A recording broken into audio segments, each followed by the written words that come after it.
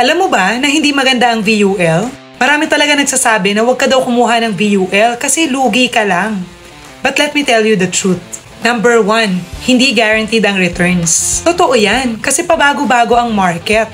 Pero kung marunong kang maglaro ng long game or mag-focus sa long term, dito pumapasok ang mga advantages. Kasi habang mas bata ka pa at mas may time ka to grow your fund, mas may potential yung money mo na mag-grow kaysa sa regular savings account.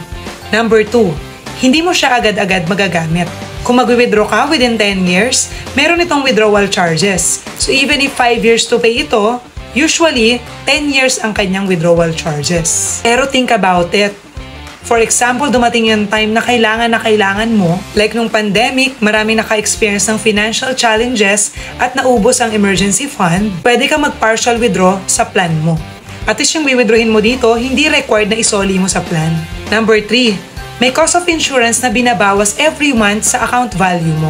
Kahit tapos ka na magbayad ng plan mo, meron pa rin dinededuct na cost of insurance every month dun sa account value mo sa BOL plan. And as we grow older, lumalaki rin yung charges na to.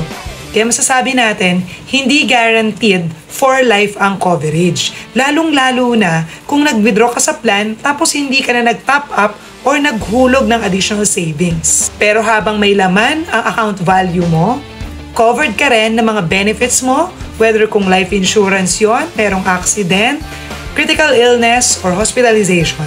Kaya kung ang tanong mo ay hindi ba maganda ang VUL, depende yan sa'yo. Kung gusto mo magkaroon ng protection, flexibility, and potential growth, VUL ang babagay sa'yo. Pero kung mas gusto mo ay yung may guaranteed or fixed return, traditional or OL plan ang babagay sa'yo. Kung curious ka kung VUL ba or traditional plan ang babagay sa'yo, comment down below or you can send me a message para matulungan kita. Remember, hindi lahat ng financial plans ay pare-pareho. Ang mas mahalaga, tama ito sa'yo.